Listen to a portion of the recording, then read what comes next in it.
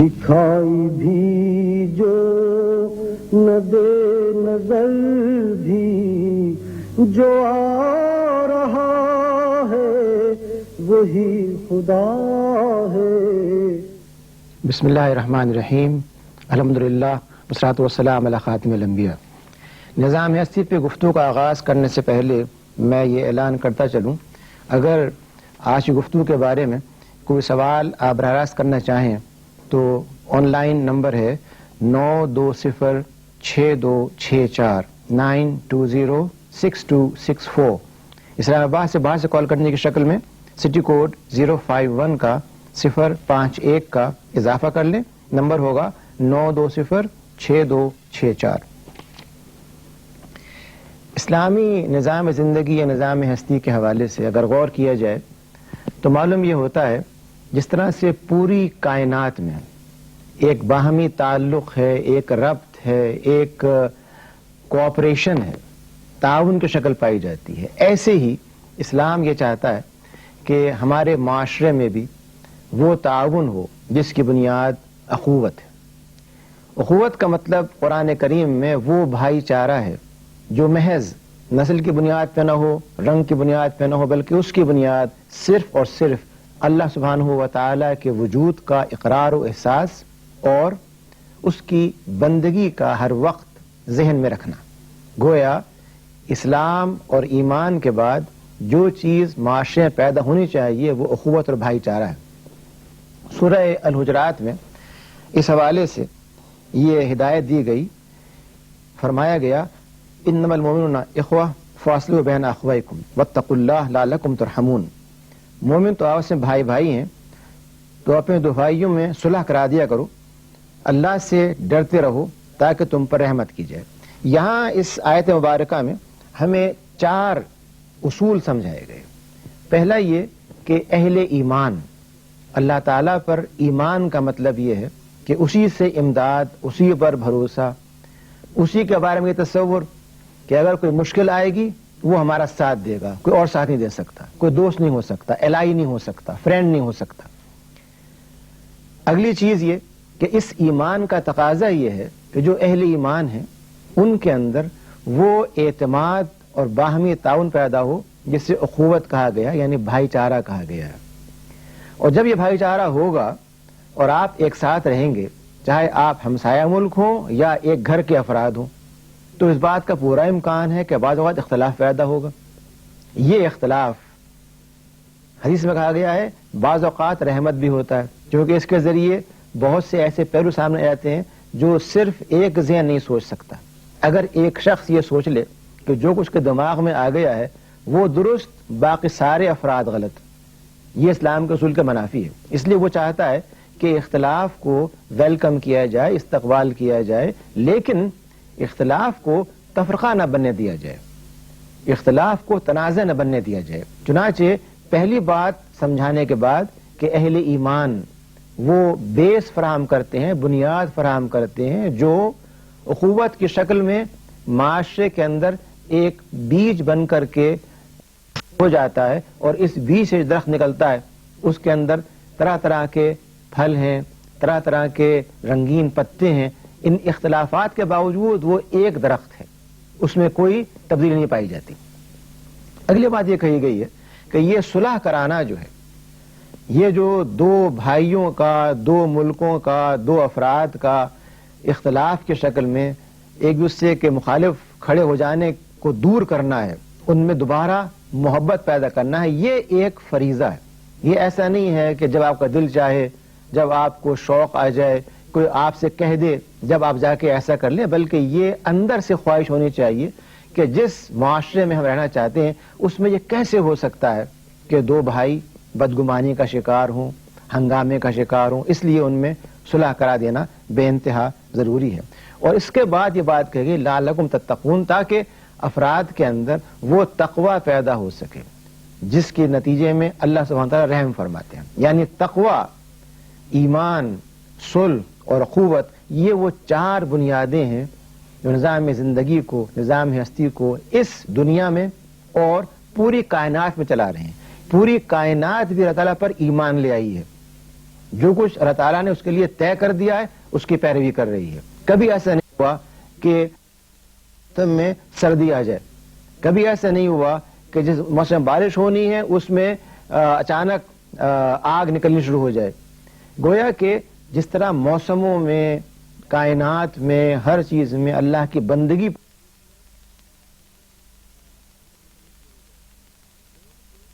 یہ ہے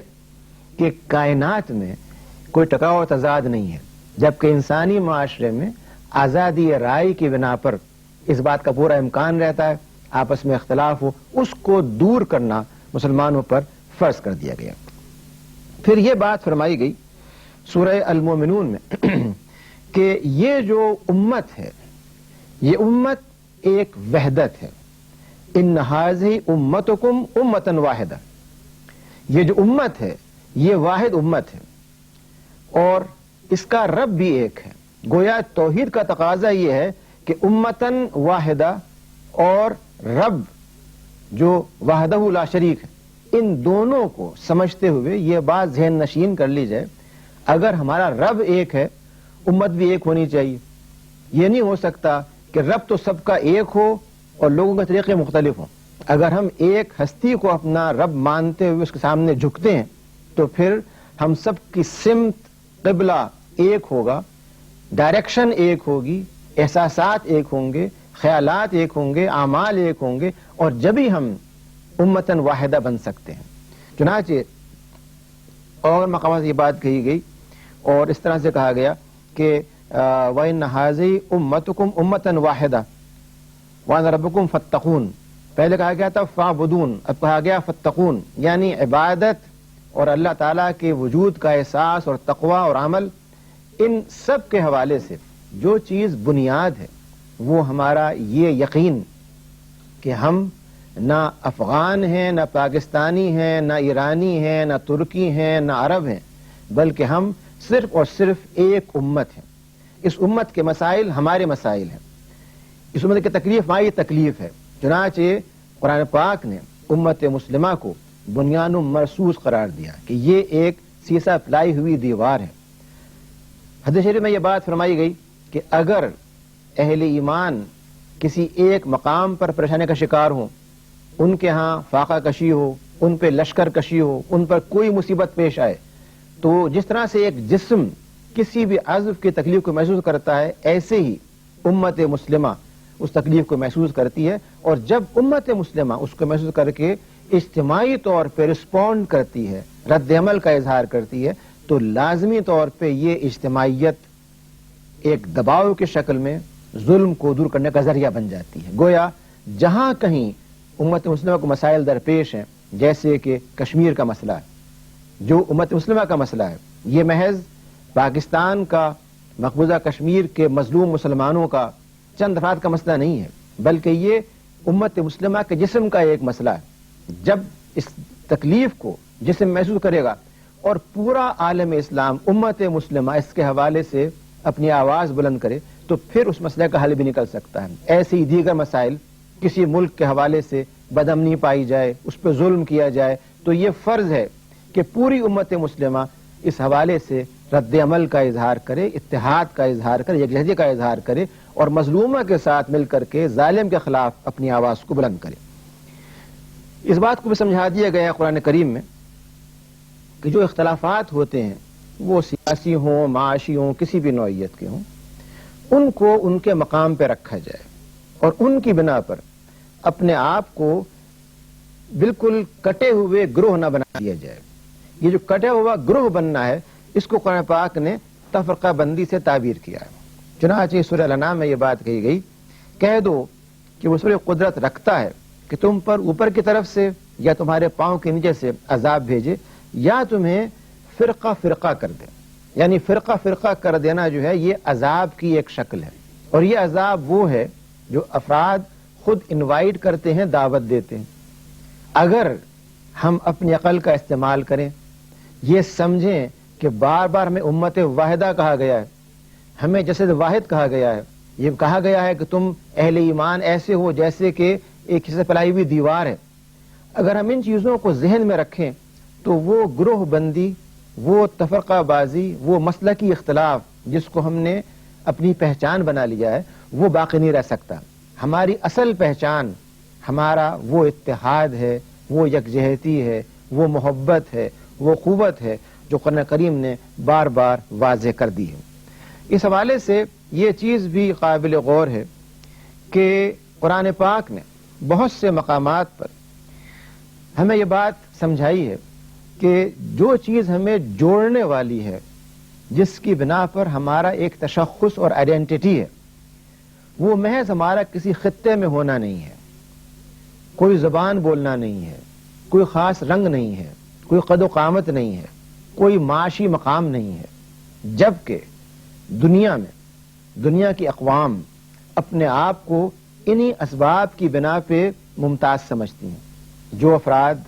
اپنے آپ کو سفید فام سمجھتے ہوئے یہ خیال کرتے ہیں کہ ان میں ذہانت زیادہ ہے، ترقی زیادہ ہے، وہ گویا کہ رنگ کی قومیت کے قائل ہیں۔ وہ افراد جو یہ سمجھتے ہیں کہ ان کا کوئی خاص قسم کا خون ہے، جیسے کہ اسرائیلی، اس خون کی بنا پہ وہ سمجھتے ہیں کہ بہت ممتاز ہیں، اور وہ دنیا میں ہر جگہ جہاں جہاں وہ خون پایا جاتا ہے وہ ایک امت ہے۔ ایسے ہی بہت سے افراد سمجھتے ہیں کہ اپنے معاشی مفادات کی وجہ سے وہ یکجاں ہیں، جیسے کہ یورپین کمیونٹی ہے، نیفٹا ہے، ورلڈ ٹریڈ آرگنائزیشن ہے۔ ان تمام WTO کا مقصد ہی ہے کہ ایک ایسا ادارہ جو معاشی مفادات مشترکہ سمجھنے کی بنا پر یکجا ہو جائے اور جو دوسروں پر ان مفاد کو مسلط کرے۔ گویا ان تمام چیزوں کو جو دنیا نے اپنی بنیاد بنا لی ہے، وہ معاشی مفاد ہو، سیاسی مفاد ہو، نسلی یکجہتی ہو، ان سب کو رد کرتے ہوئے قرآن پاک یہ چاہتا ہے کہ ہم اعتصام باللہ کو، اللہ تعالیٰ کے ساتھ جڑنے کو، اس کی ہدایت کی بنا پر یکجا ہو جانے کو، قرآن پاک اور رسول اللہ صلی اللہ علیہ وسلم کی سنت کو اختیار کرتے ہوئے ایک امت بن کر کے اپنے اتحاد کا مظاہرہ کریں۔ جی ہیلو جی فرمائیے۔ یہ سوال یہ ہے کہ میں مسز فضل بول رہی ہوں پنڈی سے۔ جی جی کہ یہ ہسبینڈ اینڈ وائف میں جو آپس میں شکوک و شبہات ہوتے ہیں، جی یہ روز کیا معمول ہے کہ میاں گئے باہر، بیوی نے کہا کہاں گئے، میاں نے آ کے لڑائی جھگڑا شروع کر دیا، یہ کیسے ختم ہو سکتے ہیں؟ جی بہت شکریہ۔ جس چیز کا نام عقد نکاح ہے وہ ایک دوسرے پر اس اعتماد کا اعلان ہے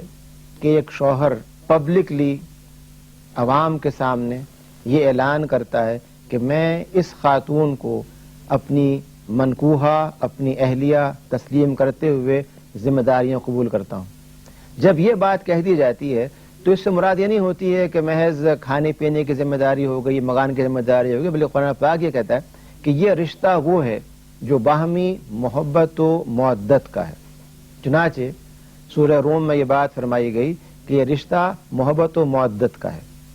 سورہ بقرہ میں یہ بات فرمائی گئی کہ یہ رشتہ ایسا ہے کہ جیسے لباس اور جسم کا تعلق ہے، اگر لباس جسم کا ساتھ نہ دے تو وہ جسم کے لیے بیکار ہے، اس لیے لباس آپ بناتے ہیں وہ جسم کے ساتھ میچ کرتا ہے، سوٹ کرتا ہے، جسم سے مختلف نہیں ہوتا۔ ایسے ہی شوہر اور بیوی کے درمیان بھی قرآن کریم اور سنت یہ چاہتی ہے کہ وہ تعلق پیدا ہو جو اخوت و محبت کا ہے، یہ اعتماد کا تعلق ہے، اور اس کی بنیاد یہ ہونی چاہیے کہ دونوں بجائے اپنے اپنے رسوم و رواج کی پیروی کرنے کے قرآن سنت کی بنیاد پر یہ دیکھیں کہ جو بات کہی جا رہی ہے کیا واقعی قرآن یہ چاہتا ہے، سنت یہ چاہتی ہے، اور جب یہ محسوس کریں کہ قرآن یہ چاہتا ہے تو یہ نظر انداز کرتے ہوئے کہ یہ بات شوہر نے کہی ہے، بیوی نے کہا، اس کو اختیار کر لیا جائے۔ گویا ہمارے ہاں اختلاف کا سبب یہ ہوتا ہے کہ شوہر ایک یونٹ ہے، بیوی ایک یونٹ ہے، اور دونوں کے اندر ایک رسہ کشی ہے کہ کون کس کو قائل کر کے حکم چلا سکتا ہے۔ اسلام یہ کہتا ہے کہ آپ بجائے دو یونٹ بننے کے جب ایک خاندان بن گئے تو خاندان ایک وحدت ہے، اور اس وحدت کا اصول یہ ہونا چاہیے کہ جہاں جہاں شوہر کوئی بات درست کہہ رہا ہے اور جہاں بیوی کوئی بات کہہ رہی ہے، اس کو اس بنیاد پر کہ یہ قرآن حدیث سے کتنی مطابقت رکھتے ہیں اختیار کر لیا جائے۔ چونکہ ہمارے ہاں رسوم و رواج کی اہمیت زیادہ ہے اور قرآن سنت کی اہمیت کوئی نہیں سمجھی جاتی، اس بنا پر اختلافات پیدا ہوتے ہیں۔ اگر یہ شکل اختیار کر لی جائے کہ دونوں شوہر اور بیوی بجائے اپنی ذات کو معیار بنانے کے کتاب الہی کو، سنت رسول کو بنیاد بنا لیں تو سارے اختلافات دور ہو سکتے ہیں۔ اور یہ بات میں نے ابھی آغاز میں عرض کی تھی کہ قرآن پاک جو اعتصام کی تعلیم دیتا ہے، جڑنے کی تعلیم دیتا ہے، یہ کہتا ہے کہ تم جڑ جاؤ، واعتصموا، اس کو واضح کر دیتا ہے کہ اس جڑنے کا ذریعہ کیا ہوگا۔ یہ ہوگی اللہ تعالیٰ کی وہ ہدایت اور وہ رسی جو دھاگوں کو جوڑ دیتی ہے۔ رسی کے اندر بہت سے دھاگے ہوتے ہیں، ان دھاگوں کو آپ الگ الگ کر دیں منتشر ہو جائیں گے، انہیں آپ جوڑ دیں قوت بن جائیں گے۔ لیکن یہ قوت کون سی ہے؟ یہ قوت ایمان کی ہے، تقوی کی ہے، اعتماد کی ہے، بندگی کی ہے، اس عہد کی ہے کہ اللہ کے علاوہ کسی کو دوست نہ بنایا جائے، دشمن اس کو بنایا جائے جو اللہ کا دشمن ہو، دوست وہ بنے جو اللہ کا دوست ہو۔ جب بنیاد دوستی کی اللہ کا خوف ہوگا تو پھر وہ ہمارا ساتھ بھی دے گا۔ جی ہیلو جی فرمائیے۔ السلام علیکم۔ وعلیکم السلام۔ خلیل نازم کر رہا ہوں اسلام آباد سے۔ جی فرمائیے۔ میرا کوشچن یہ ہے کہ مسلمان آپس میں ایک اتحاد نہیں ہے، اتفاق نہیں ہے۔ قرآنی تعلیمات میں اس اتفاق اور اتحاد کو برقرار رکھنے کے لیے، قائم کرنے کے لیے، ان میں اس جذبے کو دوبارہ بیدار کرنے کے لیے جو احکامات دیے گئے ہیں ان پر روشنی ڈال دیجیے۔ جی بہت شکریہ۔ دیکھیے میں نے ابھی گزارش کی تھی کہ اختلاف کا ہونا کوئی بری بات نہیں ہے، اور جس معاشرے میں اختلاف نہیں ہوگا وہ آگے نہیں بڑھ سکتا۔ یہ سمجھنا کہ سارے افراد کسی ایک حکم کی پیروی کریں اور ان کے دماغ میں کوئی اور بات آئے ہی نہیں، اس کا نام ہے آمریت، جو اسلام میں نہیں ہے۔ اسلام یہ چاہتا ہے کہ قرآن پاک کی آیات کو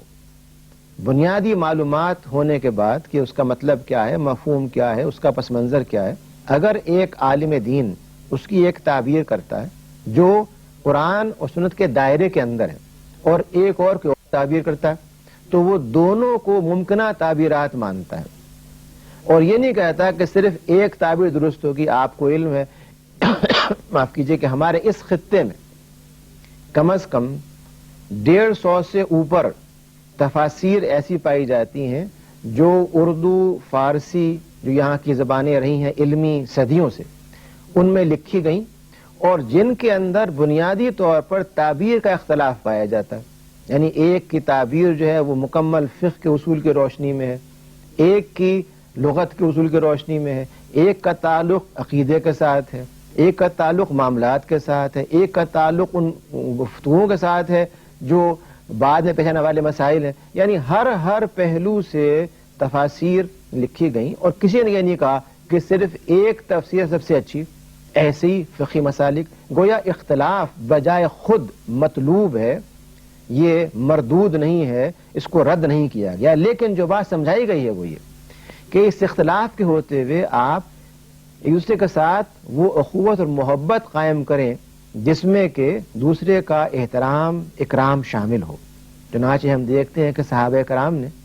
بے شمار مسائل پہ اختلافات کیے، لیکن وہ اخوت کی وہ مثال ہے جس میں آپ جانتے ہیں کہ غزوے کے موقع پر جب 3 اصحاب رسول اللہ صلی اللہ علیہ وسلم سخت مجروح ہیں اور بالکل جاں بلب ہیں، مرنے کے قریب ہیں، ان میں سے ایک پکارتا ہے کہ اس کو پانی کی ضرورت ہے، کوئی پانی لے کر کے آتا ہے، اور قبل اس کے کہ پانی کو وہ منہ لگائے کوئی اور مجروح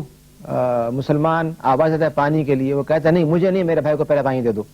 جب وہ لے کے پانی وہاں پہنچتے ہیں کوئی اور پانی کے لیے پکارتا ہے، اور تیسرے بھائی کے پاس وہ کہتا ہے نہیں مجھے اس بھائی کو پانی دو۔ یعنی جب جان پر بنی ہوئی ہو اور محض ایک گھونٹ کے لیے آدمی ترس رہا ہو، اس وقت اگر وہ پانی کو چھوڑ کے اپنے بھائی کی آواز پر لبیک کہتا ہے تو یہ وہ اخوت ہے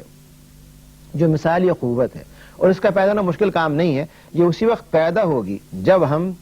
اپنے آپ کو تعصبات سے نکال کر کے ان اختلافات کو تسلیم کرتے ہوئے جو انسانی فطرت کا تقاضا ہے، ایک دوسرے کا احترام کریں۔ گویا اختلاف خود بری چیز نہیں ہے، اس کو دائرے میں رکھتے ہوئے، اس کے اپنے حدود کے اندر رہتے ہوئے اگر اس کو اختیار کیا جائے، دین اسلام اس کی مخالفت نہیں کرتا۔ البتہ وہ یہ چاہتا ہے کہ آپ اپنے بھائی کو مصیبت کی شکل میں، مشکلات کی شکل میں طرح نہ چھوڑ دیں، اس کی امداد ہر وقت کریں، اس کی جان کا تحفظ، اس کے مال کا تحفظ، اس کی عزت کا تحفظ ہم پر فرض کر دیا گیا۔ آخری خطبے میں آپ نے بات فرمائی کہ مسلمان کی جان مال عزت حرام کر دی گئی ہے، جس کا مفہوم یہ نکلا کہ آپ اس پہ ہاتھ نہیں ڈال سکتے، بلکہ آپ کا فرض ہے کہ اس کا تحفظ کریں۔ جب یہ آئے گا تو اپنے آپ وہ قوت پیدا ہوگی، بھائی چارہ پیدا ہوگا جو اسلام کا مطلوب ہے۔ اگر آپ کا پڑوسی جس سے آپ کا مسلکی اختلاف ہے وہ کسی مشکل کا شکار ہوتا ہے اور آپ اس اختلاف کو بالکل نظر انداز کرتے ہوئے آگے بڑھ کے اس کی امداد کرتے ہیں، اس کا ساتھ دیتے ہیں، تو وہ آپ کے بارے میں کیا رائے قائم کرے گا؟ یہی کہ مسلکی اختلاف کے باوجود یہ میرا بھائی ہے۔ اس احساس کو پیدا کرنے کے لیے اس بات کی ضرورت ہے کہ قومی سطح پر، جیسے کہ بعض اوقات ہمارے یہاں ہوا، مثلا ہمارے ملک کے ایک صوبے میں جب ایک مسلک کے افراد کے مسجد پر کسی نے حملہ کیا تو دوسرے مسلک کے افراد جو مخالف مسلک کے افراد تھے جا کے ان کی امداد کی، ان کو بچایا۔ جب یہ شکل اختیار کی جائے گی جب ہمارے یہاں کوئی پیدا ہو سکتی ہے، لیکن ابھی ایسی مثالیں بڑی محدود ہیں۔ ہونا یہ چاہیے کہ ہم روز یہ دیکھیں کہ اگر ایک شخص دوسرے مسلک کا ہے اور وہ کسی مشکل کا شکار ہے، ہم اس کو اپنی مشکل سمجھتے ہوئے، اپنا مسئلہ سمجھتے ہوئے آگے بڑھ کر کے اس کی امداد کریں، اس کو اپنا ہاتھ دیں، اس کو گلے سے لگائیں، اس کے لیے خطرات مول لیں۔ جب تک خطرات مول نہیں لیے جائیں گے اپنے پڑوسی کے لیے، اپنے بھائی کے لیے، دین کی بنیاد پہ، اسلام کی بنیاد پہ، محض معاشی بنیاد پہ نہیں، سیاسی دباؤ کی بنیاد پہ نہیں کہ کسی دباؤ میں آ کر کوئی بات کر لی جائے، بلکہ صرف اور صرف دینی حمیت، اعتماد، تقوی، اللہ بھروسے کی بنیاد پہ جب کام کیا جائے گا، اس وقت ہم اخوت پیدا کر سکتے ہیں، وہ اخوت جو ہمارے معاشرے کو ترقی دینے کا باعث بنے گی۔ گویا جو چیز ہمارے سامنے اس آیت مبارکہ سے آئی وہ یہ کہ اتحاد کی بنیاد محض معاشی نہیں ہو سکتی، محض سیاسی نہیں ہو سکتی، محض معاشرتی نہیں ہو سکتی، بلکہ اس کی بنیاد دراصل جو سب سے زیادہ دیر پا اور کامیاب ہے وہ صرف اور صرف اللہ سبحانہ و تعالی کی بندگی کی شکل میں اور جمعیت انسانی تمام انسانوں کو ایک امت مانتے ہوئے، اور اس امت کے اندر اہل ایمان کو وہ امت مانتے ہوئے جس کو منتخب کیا گیا ہے قوموں کی امامت کے لیے۔ اگر یہ شکل اختیار کی جائے تو پھر ہم لازمی طور پہ وہ یکجہتی، وہ اتحاد اور وہ شکل پیدا کر سکتے ہیں جس کی طرف قرآن پاک نے بار بار متوجہ کیا ہے اور یہ کہا ہے کہ اگر تم یہ یکجہتی اختیار کرو گے تو یہاں بھی کامیاب ہوگے، آخرت میں بھی کامیاب ہوگے۔ اللہ تعالی ہمیں توفیق دے کہ ہم تنازعوں سے بچ کر کے اتفاق کی طرف آئیں اور امت مسلمہ کی حیثیت سے اپنے آپ کو ممتاز کر سکیں۔ واخر الحمدللہ رب العالمین۔ اس گفتگو کے بارے میں اگر کوئی سوال آپ تحریری بھیجنا چاہیں تو اس کے لیے پتہ ہے انچارج پروگرام نظام ہستی، روشن پاکستان نشریات، اسلام آباد ٹی وی سینٹر، آغا خان روڈ، اسلام آباد، اور فیکس نمبر ہے 922924 922924۔ بہت شکریہ۔ نظام ہستی چلا رہا ہے وہی خدا ہے، کوئی تو ہے جو نظام ہستی